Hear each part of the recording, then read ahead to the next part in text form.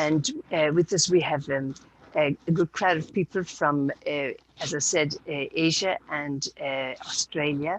And we will, just before we begin, I'll just give you some background information on what this is about, what this webinar is about, and the why of it. So if you just hold it for a moment, we'll put on a slide here where you can see.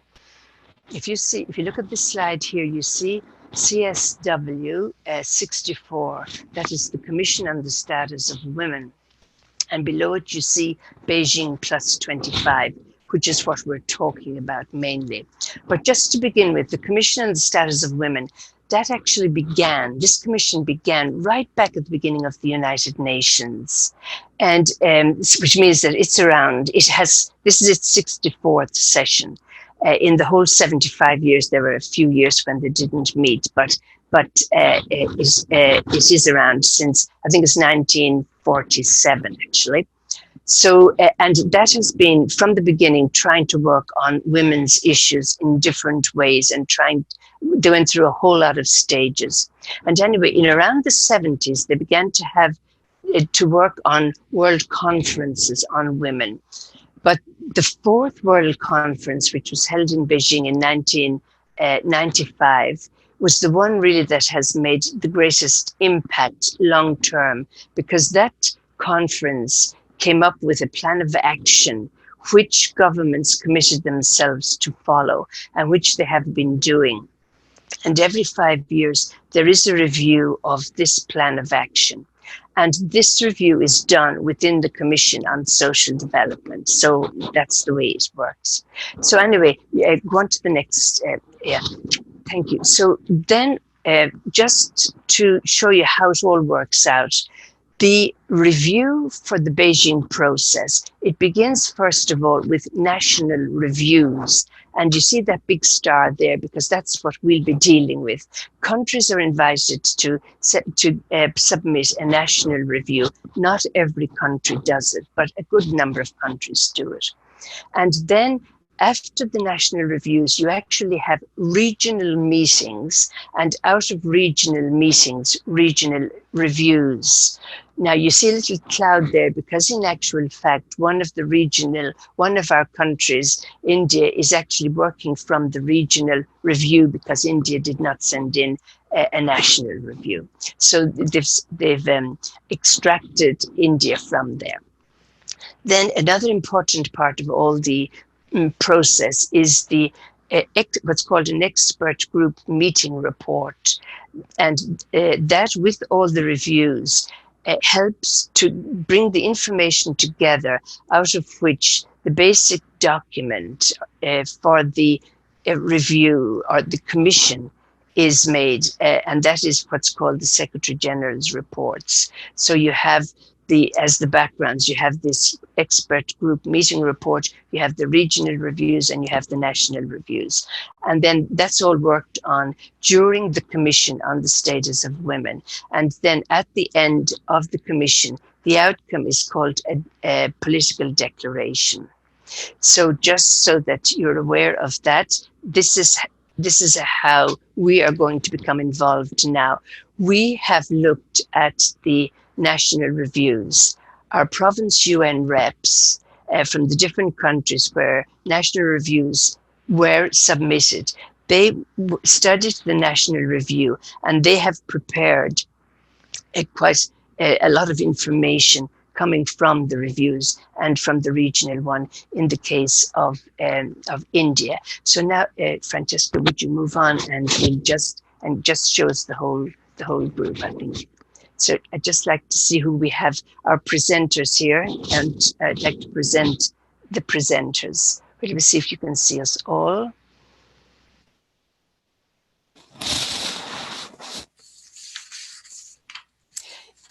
Yes, we're very happy to have with us on the top right-hand corner, Janet Palafox from Australia, who will address the review from the Philippines.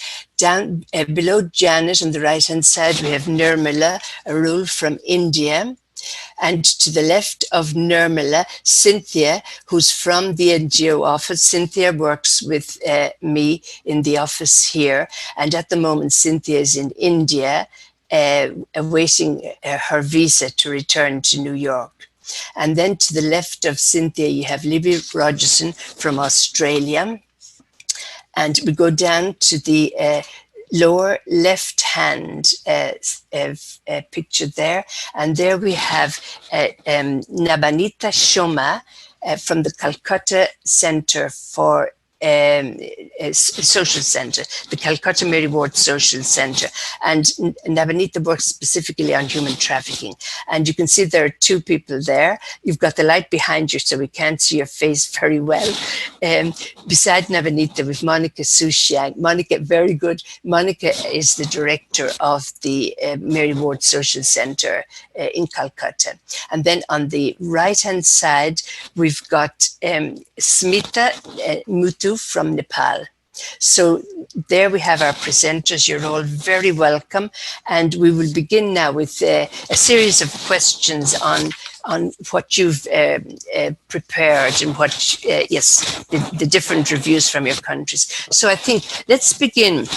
I think we'll go right down from here, right down under. We'll go to Australia. And Libby, would you just like to give us some little idea just of a couple of points of what impressed you most about the Australia report?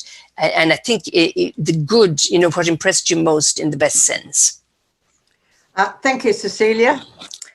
I think about three things that I was very impressed with from the Australian report. One was the increased efforts to close the gender gap in employment from 18.7% down to 14%, so that was considerable, and providing greater employment opportunities for women.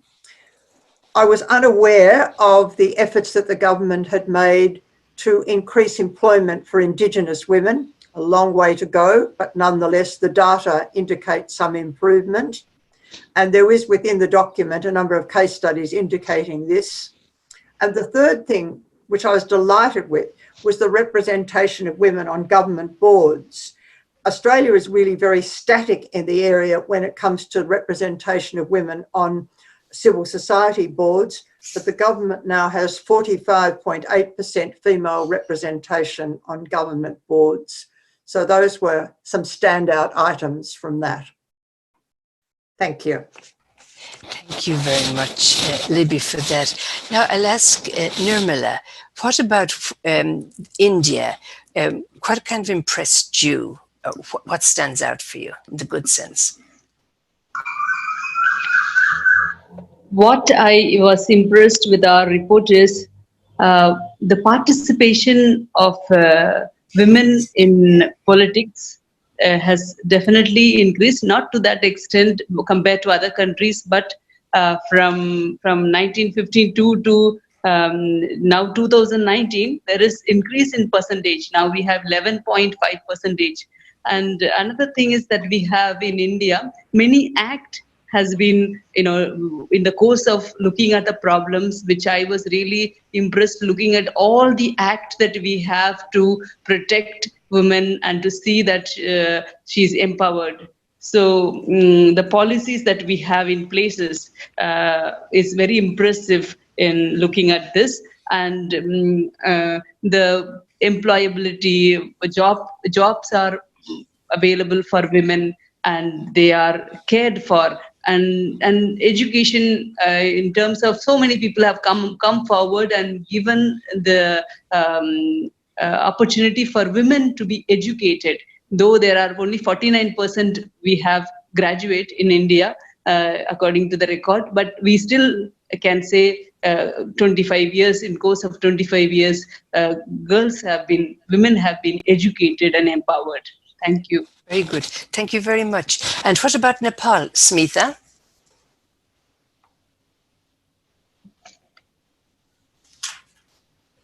Are you there, Smita? Yes.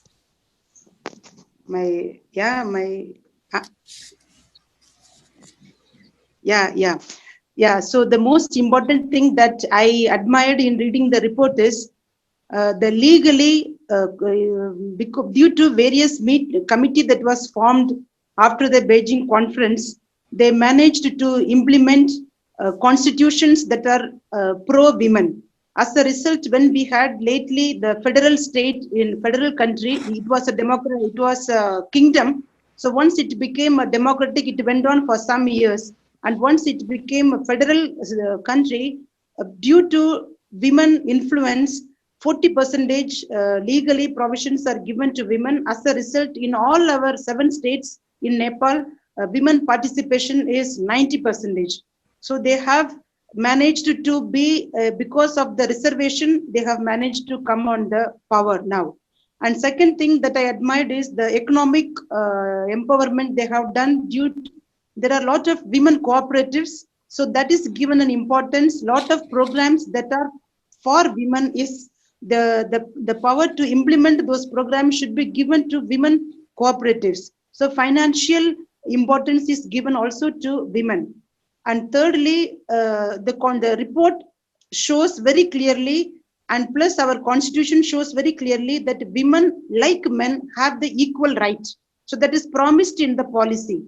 So that is very clearly written. When you read the report, you feel very happy because you feel women are really empowered, because we see that economically, financially, and legally, women have all the policies by their side.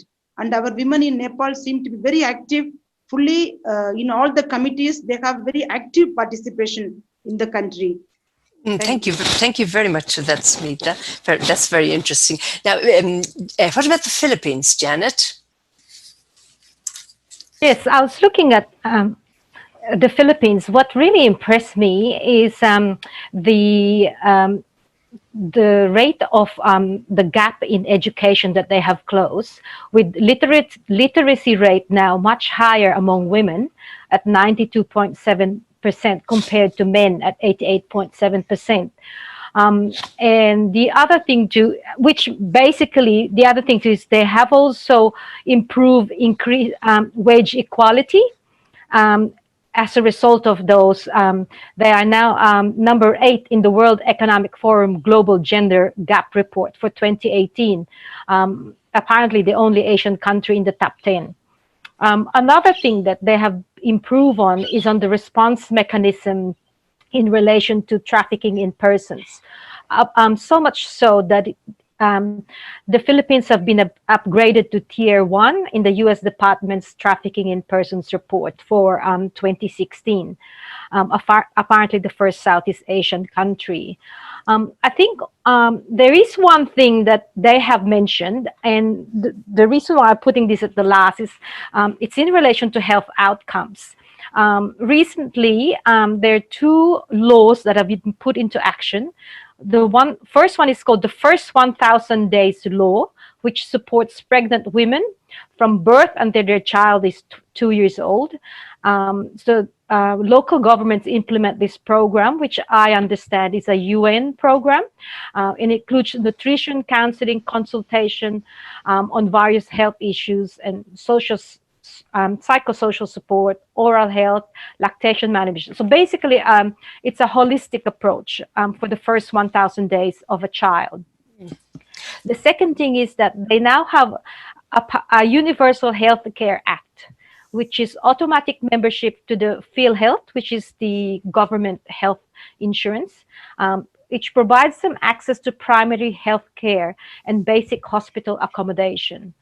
Now, this is now law, but the implementation, I understand, is being delayed, and it is mainly due to insufficient funding at the moment. So they're looking for ways to fund this, and that is where the difficulty is that without sufficient funding, the sustainability of these 2 ones would be a bit of a doubt. Thank you very much. But it's good that they had the laws in place. Yeah, good. That's good. It's good to hear these things as well. And as you mentioned human trafficking there, I'm just going to go on to Nabanita and the situation in India. And what are the good things that you see, or what were you impressed with? Nabanita and Monica, you can come in there as well. Actually, the good thing is that there are many laws which are made, like the POCSO Act. Even the government is thinking about finding the gaps which they made in 2012, the act. So the government had started rethinking about what are the gaps, and this time they decided that as this acts are made for the children and for the women, so they should be included from the ground level, and not the top or the government level person should be making the acts or the policies according to their own wish. This is, and also the Juvenile Justice Act. There are multiple acts which are holding in place for the trafficking cases, and there are multiple legal aspects are being taken place, especially the strengthening of the government in village level. There are multiple government policies and groups which were formed in the local government level, but we are sorry to say that the practice of that thing is not happening. So over here, the intervention of the NGOs are required to make the government, that level government groups to function. So these are the factors. Yes, thank you very much. And Monica, would you like to come in there for a minute?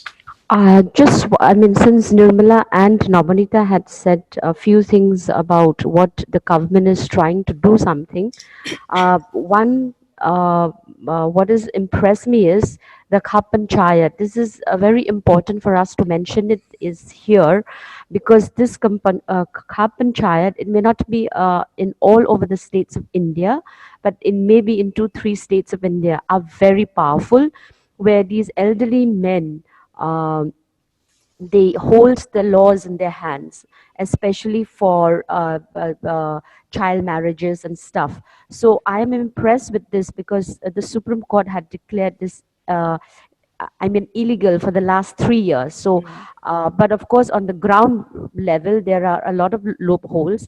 But yet, I am impressed because at least now many women in those particular states are aware of the Khap Panchayat, that they are not the laws of the land. So I am happy that it's featuring in this report. Yeah. Thank you. Thank you very much. Yes, very interesting things are happening, isn't that right? Now, Cynthia very kindly went through all the reports and looked at them through the lens of girls, looking at them from girls, through girls' eyes. Now, and Cynthia, would you just tell us like some of the things that impressed you, and I suppose in the best sense to begin with? Yeah, mute you there, unmute you.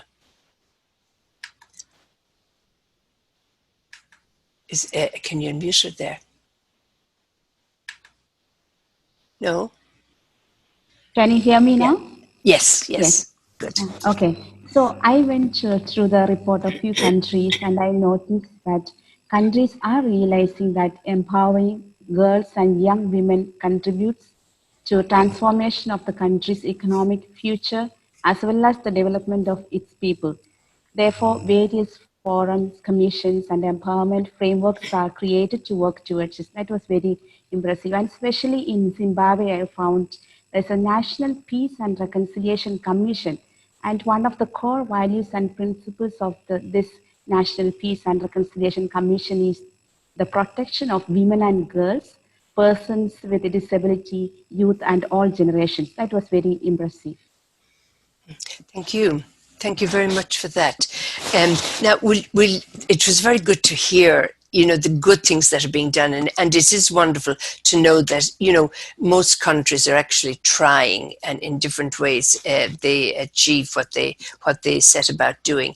But in the reports, they usually mention the challenges as well. I think they're quite good about that, and they're becoming better at it. This is what I hear them saying at the UN. They're actually becoming better at writing about the challenges, because before, like ourselves, we like people to know all the nice things that happen. But anyway, now some of the challenges are coming up as well. So Libby, would you like to mention some of the challenges, what you heard in terms of challenges in the Australia report? Sure.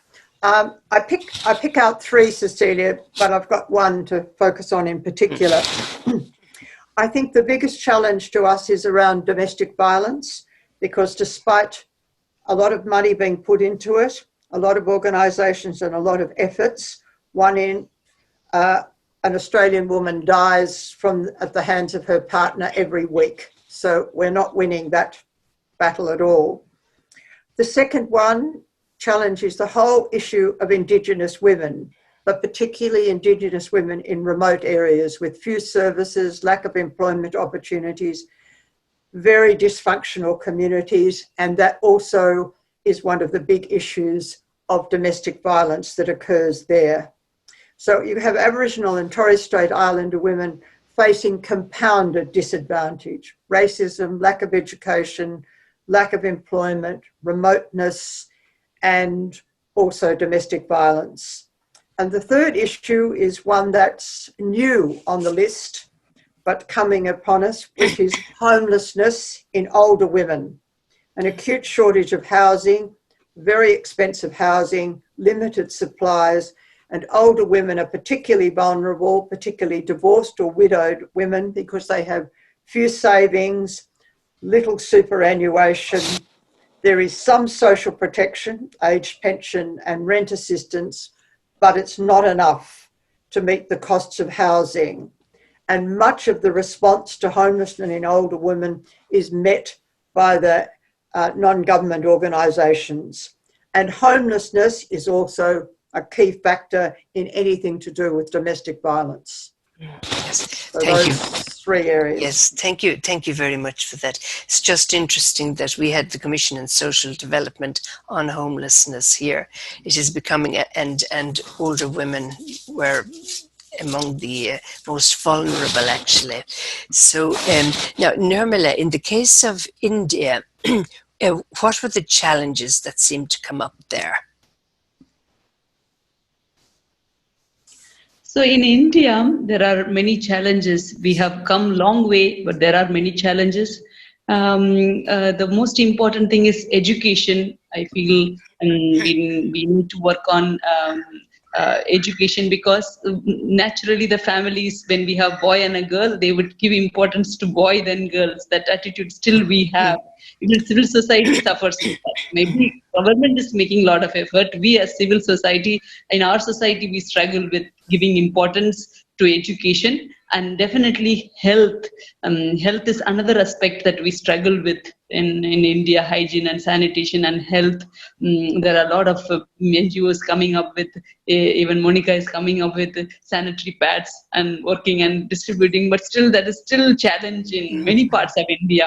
And another thing is we have a lot of policies, as I expressed and as Monica and Navamita expressed, but how much we as civil society or NGOs, cooperating with this act that is already there, and in the people, when government has made acts and coming down those, practicing it, implementing it is another big challenge for us, that we'll go a long way to attain that. And participation or engaging women in representatives in policy making or in the politics is we need to work on. There is possibility, but we in education system or in our schools, in our colleges, if we work on that, definitely we can attain that, I feel.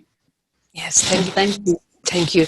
And when you think of the more than 1 billion people in India and all the education at every level, it's a huge undertaking, the whole thing.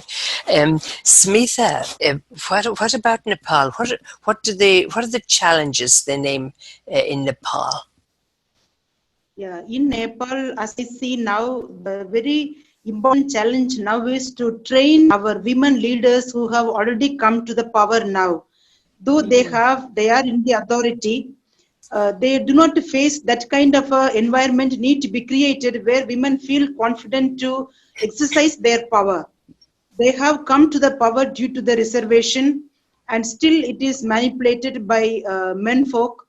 And so the women need to have training, and a kind of the whole country need to appreciate and acknowledge the women leadership, so that they are given the chance to practice their power. And from my own personal experience, some places their trainings are also given, because earlier we had the women, every district had a women department. there was every district had a women department through which the nation was channelizing their funds. But once the federal state became, the power is given to the rural municipality, where the leadership is still lagging behind. They have come to the power, but they're not expert to implement. They don't have the environment.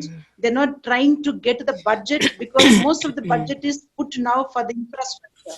So the challenge now is, along with the infrastructure, they need to invest on women leadership, because they are in the power, but they're not finding the environment, and they're not able. So they need to have training.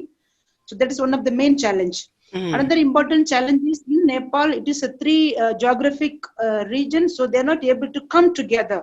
The representation becomes very few. So due to the geography of Nepal, it becomes difficult for women to still come together. They are organized, they are enlightened, they are educated, they are aware, but they're not able to come as often as they can come together, so that they can make their voices heard. And education, sure, a lot of INGOs, NGOs are working this beyond the Beijing committee. The challenge for them also to give this talent or give these values to all the places. It becomes easy to travel where within the reachable area. The rural are still lagging behind in coming to know the sustainable development goals or the committees that are formed. So in the valley it is much more, but when it goes to rural, it is still a challenge for them to reach to every woman in the country. Yes, thank you very much for that. Yes, indeed, the importance of geography and what it means, yes. Janet, what about the challenges in Philippines? Well, the challenges in the Philippines. One of the challenge, I've chosen 3 as well, but they're all, as you would imagine, quite connected.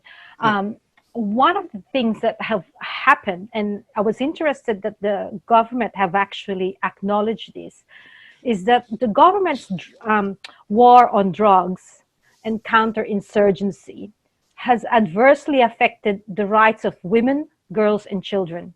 So basically, the killings have burdened the women economically and psychologically. So when the husbands are predominantly husbands who have been the victims of this war on drugs and counterinsurgency, but it's the women and the children who are then left with the consequence. They are stigmatized in their communities and also by the government services that they rely on. So it's really a collateral damage that they have been the one who have been affected the most. On top of that, one of the things that I also, which I think is happening worldwide, is that there has been a significant decrease in women's political participation and representation. So on average, only 18% of elected officials in the national and local governments are women. And it's similar in public positions, with women leading only 20% of government decision-making bodies. This is a significant decrease from previous years, especially considering that we had 2 female presidents, and we have a history of women decision makers in our country. So that is something that I was really surprised that has gone back. Yes. The next one that I'm going to talk about is actually something that I'm not surprised, because it's happening everywhere. There is a rising and pervasive sexism and violence against women committed by higher-ranking officials. And this has happened with the tribalization of gender-based violence, which is normalized in media. It leads to re-victimization and reinforcement of violence against women. And this is in the fact that although 2 of the largest municipalities in the Philippines, Quezon City and Manila, has passed legislations against catcalling, and Congress has passed the Safe Space Act, it seems like public machismo actions of high-ranking officials towards women, the current president among them, the way he publicly treats other women, especially those who are questioning his his actions, including the current vice president, female vice president. I've also noticed, and this is, I just have to make a thing that I'm not living in the Philippines, but when I was there in this last month, I also noticed that the television telenovela or drama series seems to portray strong women mostly as antagonists, being mean and nasty. And that has been my experience 25 years ago. So I was really surprised that that was still, that stereotyping was still prevalent. Yeah, thank you very much for that. Because in actual fact, that whole convention, against the discrimination of women, like the thing of stereotyping and all of that, it's next to impossible to get rid of it. At least it's very difficult. At least, yes. Cynthia.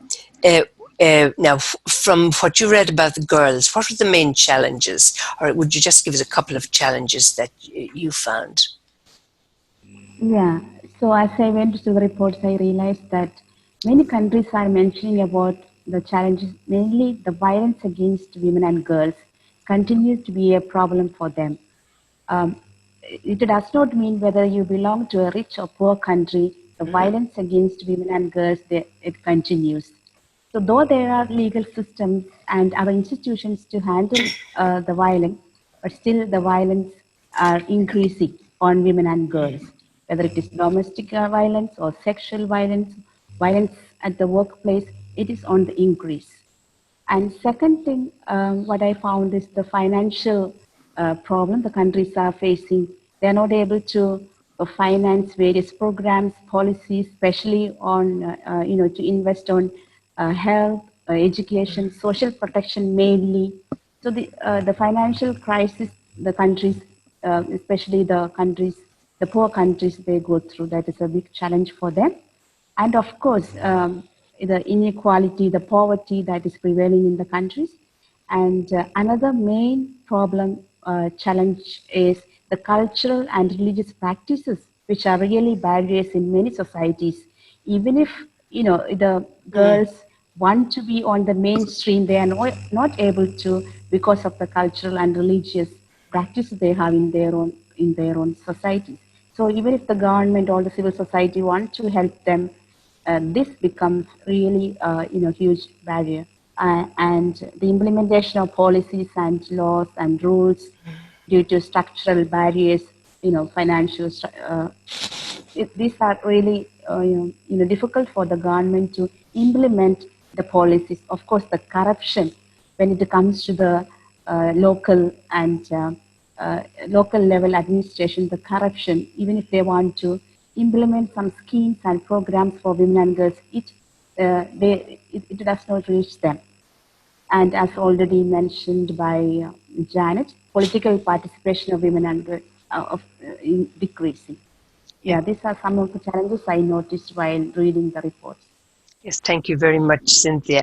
We'll go to Nabanita now. From the perspective of the human trafficking, what are what challenges came up there?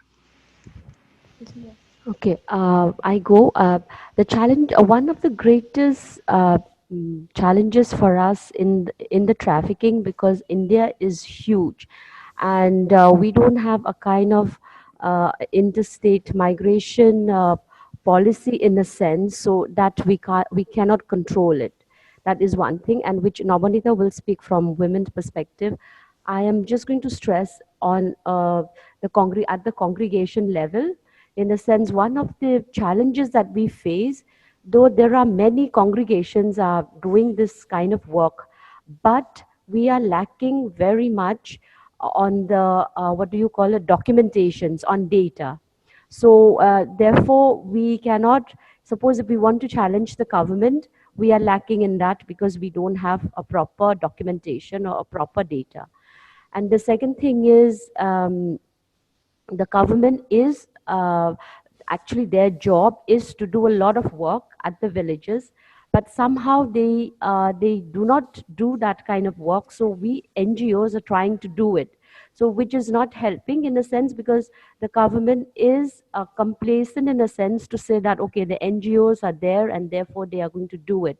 So that's why if we religious congregations are coming together at a, at a forceful manner with a proper data, I guess we can do something more effective.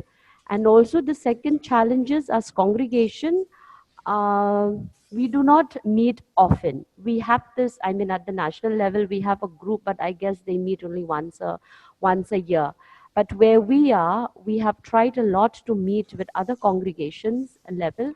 But however, it's not happened till today, because we have to get the permission from the bishop, from the archbishops and things like that. So this is one of the challenges that we are facing at the congregation level. Yeah. Thank you very much. Right. Okay. Yeah. Would Nabanita like to come in there?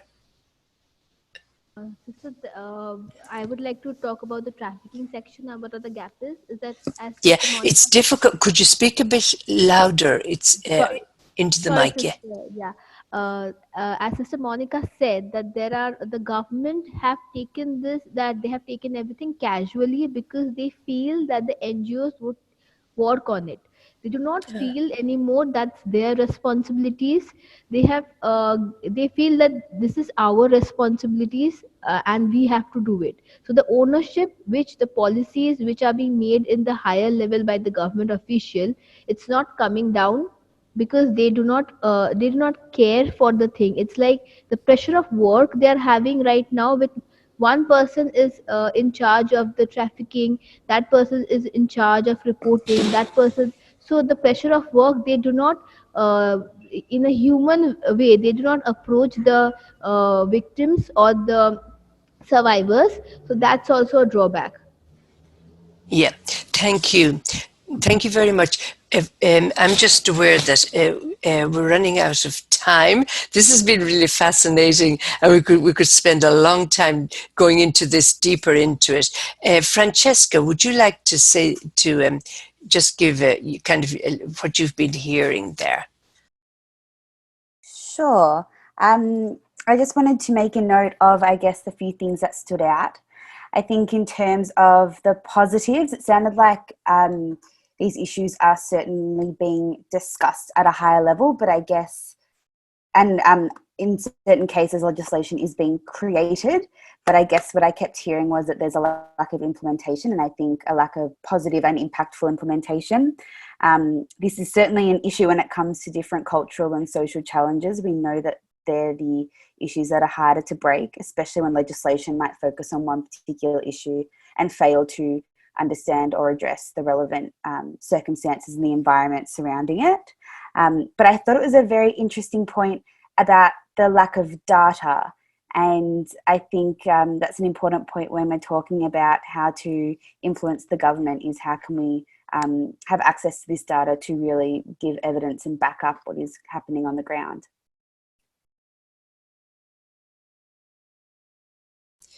Right, thank you, Francesca, for that.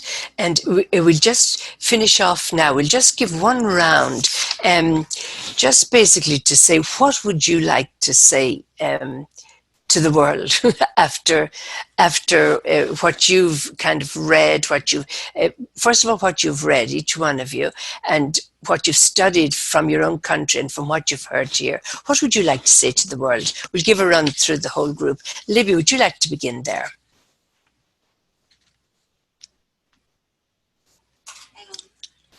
Major issue in every country, and we need to come at this from a number of issues. If I can talk about it in my own country for a minute, I think unless we do much better training for the police and the judiciary, we're never going to get anywhere, because they're the first responders. The second thing is that we have to provide safe places for women when they are trying to flee from domestic violence. And my government, and I'm sure the governments of most places, do not put enough money into that, because women still don't rate so highly on that. And the third thing, to go back to Francesca, is it's one thing to have the legislation, it's another thing to implement it. And fourthly, I think a lot of the hard grunt work is done by civil society and non-government organisations, because governments tend not to take the initiatives on these unless the community rises up and demonstrates against it. Thank you very much, Libby. Nirmala, what would you like to say to the world? After reading this report, I feel very happy. Yes, there are many things to be done. I feel happy because women are included, respected 25 years ago.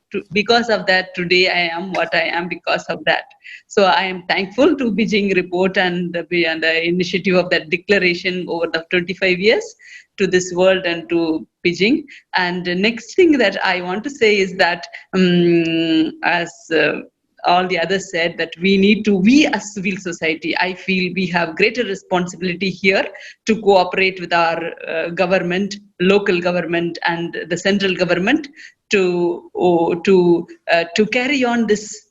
And we as IBVM and CJ has a great role to play here, so that we spread this awareness about this women and empowerment. I feel there is great hope for all of us. Thank you very with much. This exercise. Yeah. Thank you. Thank you. Smita, what will you say to the world from Nepal? Yeah, since it is to the world, the women of the world, I would congratulate and I tell all the women to pat on their back and say that we are born women. So rejoice that we are women. And as I was reading through the report, I would really congratulate all the NGOs and IGOs work in Nepal, and those especially that are collaborating with along the government. So those they've made a greater impact. So the women, my own experience, I see all women in leadership, they are much more inclusive. And given a chance, they do come out. And when they come out, they are very neutral. They are much more inclusive in terms of development. They include everyone in the planning, in the implementation, and they are much more sincere in implementing the program.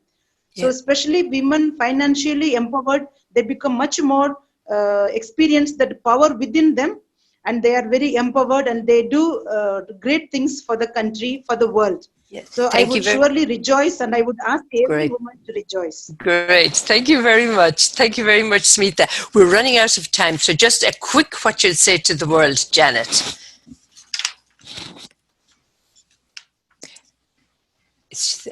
What's happened there?